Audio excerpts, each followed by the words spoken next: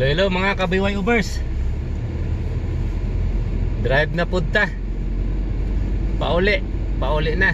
Karon ni kusog-kusog ang hangin din, blowing snow. Gaya ng umaga may kay wala na ginani. Di kayo lisod mag-drive. Karon tanaw na to kung lisod ba hayag na pero ka blowing snow.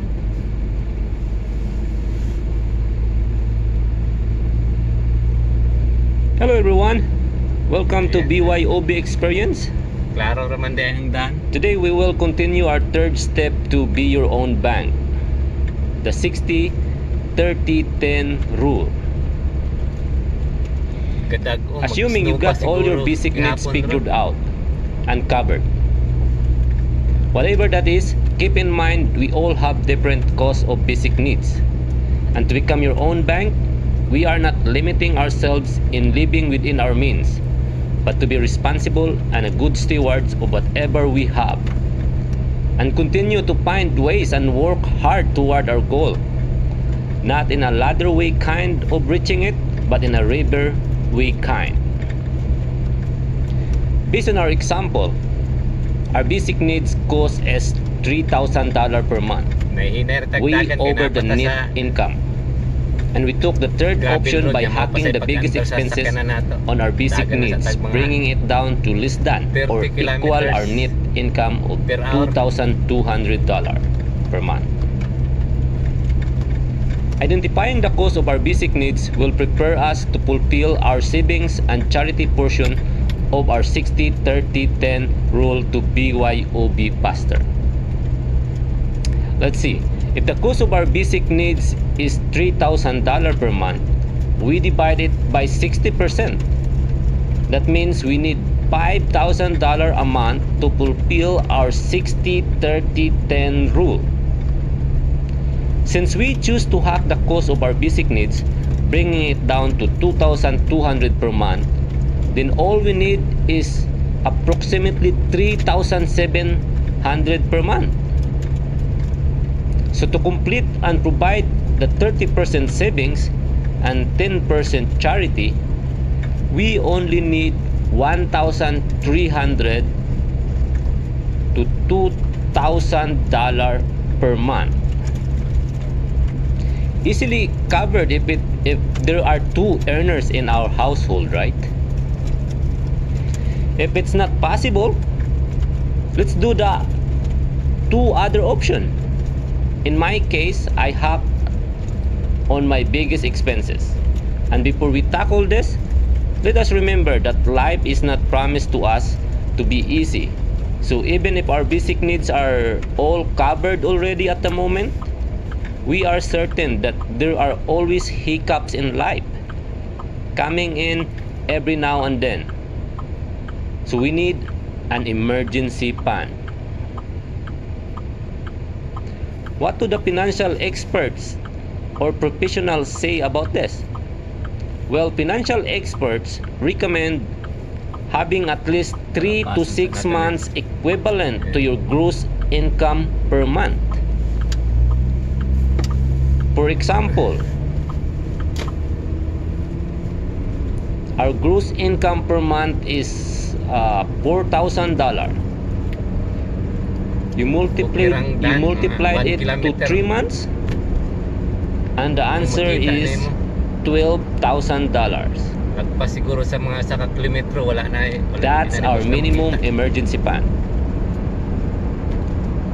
So all our windfall income or spouse income or business or side hustle income goes to this emergency fund first. Then we move on right away to fulfill the 30-10 of the 60-30-10 rule. Maximum pagkuan pag maayo lang ang panahon. For easy mental calculation, here's a trick that we did to fulfill our savings and charity portion of the 60-30-10 rule. As you notice, the 30% goes to savings, divided equally into 3 categories, namely for entertainment, for children's education, and for retirement. Then the 10 or 10% goes to charity, divided also equally into 3 categories. First is for family or relatives, second is for friends or acquaintances, and third for the church or a known person. See, we add 30 plus 10, and that's equate to 40. Nakita niyo? And we proceed to convert it 100 into the maximum. simplest form number, which is number 4. Maayo ang panahon. So as a starter, pero na-blowing snow. we use number 4 as our divisor on Nahinay lang every pagdagan. windfall income we have, or in the case your spouse is working, or if you have side hustle or business. Let's get an example here. Example, my bonus today are $1,000, Yung pahinag and padagan we divide it by 4, kasunod wala kayo mga and the sakyanan answer ng is biyahe. $250. Pahinag kagdagan walay maabala. So the first $250 goes to 100 entertainment. Padagan ng kugutsinta. The second $250 goes to children's education. The third $250 goes to retirement. Murag ang hangin sa karon murag And that covers the 3 categories of 80 savings. kilometers per hour. The fourth $250 goes to charity, which of course we divide it into 3 charity categories. So the answer is $83 each. That will go to our family or relatives. The second $83 will go to friends and acquaintances, and the third $83 will go to church or people we don't know. Karon patamay ka sugat. Doing all this doesn't mean we will not determine how much money we need for our retirement and for our children's education, because this is very crucial in shifting to the reverse of our 60-30-10 rule, which is 60% to charity instead for our basic needs, 30% still savings, except that we changes the children's education to health account if pag sa open fields our children are done already in school, and 10% to our basic needs instead of charity. Okay, let's get an example here in a reverse computation. Our basic needs cost per month is $3,000, right? Sa mga taga Cebu, And we divide it by 10 now musta na mo dira tanan? instead of 60% before. Musta na ang So the answer is $30,000 per month. Udit. That's a lot of money, right? You must be a doctor, engineer, lawyer, or a successful businessman. Sukad ng pagyong udit. Or you could be just you right now, 15, whatever that is. 23 We don't have days to na. wait for $30,000 income per month to fulfill our goal. Remember, the moment we are born, we're doing charity works already by giving our times to our loved ones and strangers. And if we know and reach or are on track with our retirement and children's education needs, we can start the reverse of 60-30-10 rule right away. I will talk about the tools we use in reaching our retirement and children's education funds in my future videos, so stay tuned. Here's what we do once we see our retirement and children's education funds are on track, or we can do the reverse every Christmas season, my favorite time of the year. or whenever the great needs of assistance arises. Instead of using number 4 as our divisor, we will be using number 3 in the reverse. Did you notice the pattern? When we are doing 30 savings, 10 charities, we use number 4 as our divisor.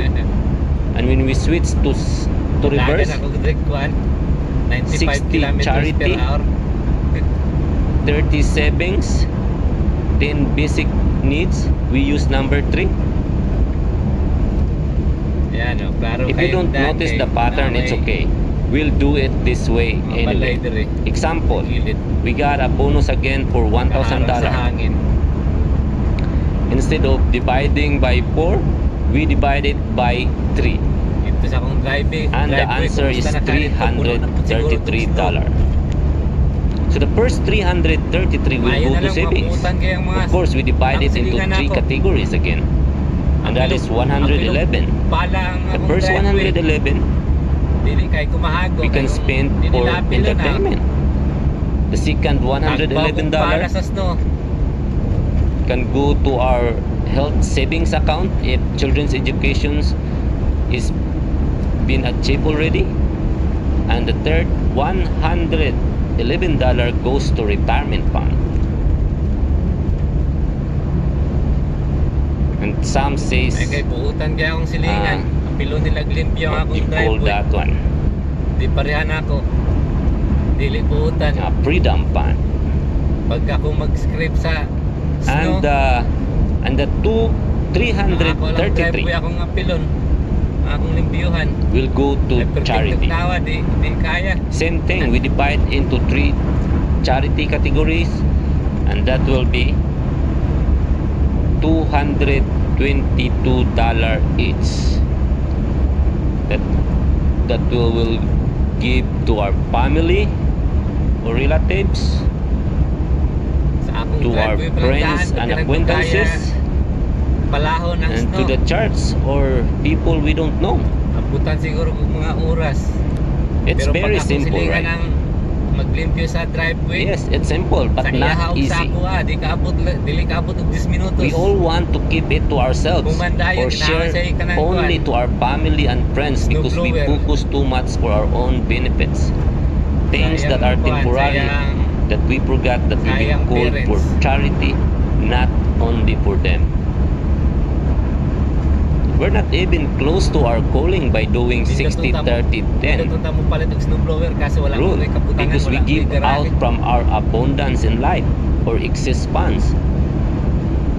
That's why we need to pray to each other, so we will not lose our way to the kingdom of God. Doing these 3 steps to BYOB open up opportunities for us. Who knows, it will be to you too. Coming here in Canada is one of those opportunities. And instead of doing my usual trick in allocating our windfall income every time it comes, we found out here in Canada that it is better to pre-plan our savings and charity for the next year from our previous income and come out more efficiently just by doing the savings at the beginning of the year and charity at the end of the year. And if you lose your way to be your own bank, always go back to these 3 steps. Number 1, seek first the kingdom of God and His righteousness. Number 2, planning. Make sure to make a plan.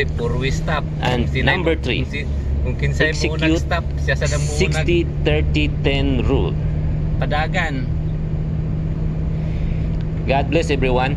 And if you're new to this channel and found it to be helpful and encouraging, please click like and share and subscribe to my channel for more.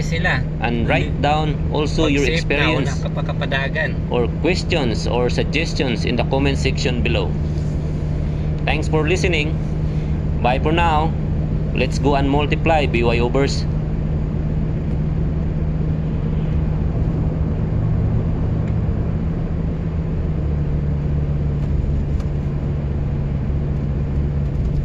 ra jud ang kuan. Kung disiplinado ang mga tao kumpara sa dili.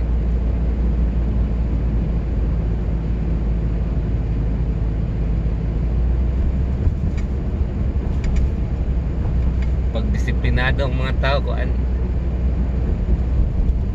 maayo panghuna-huna. Pag dili gani, kau galingon na pirmi ang yun na huna.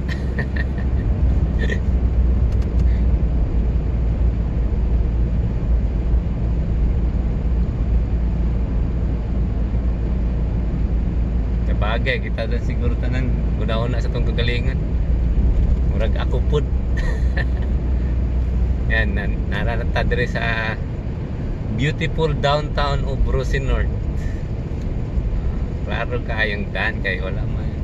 Daghan man kayong mga harang sa hangin.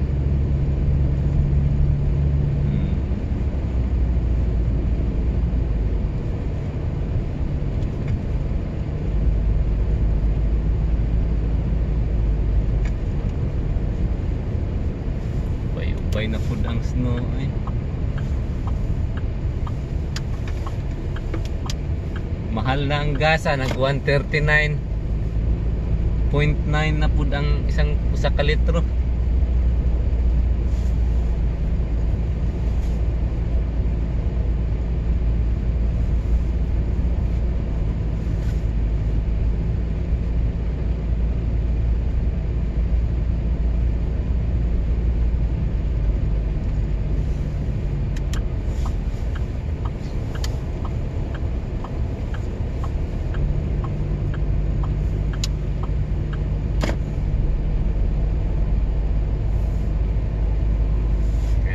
Sa Cracker Street, Morning Street namo dire oh.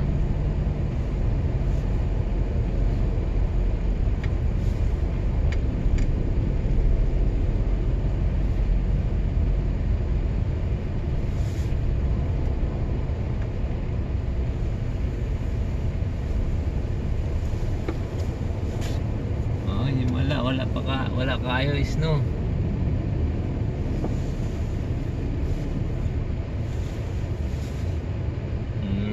Abot na ta. Bye mga ka-BY overs.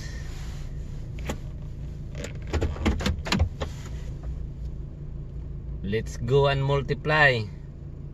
Bye for now.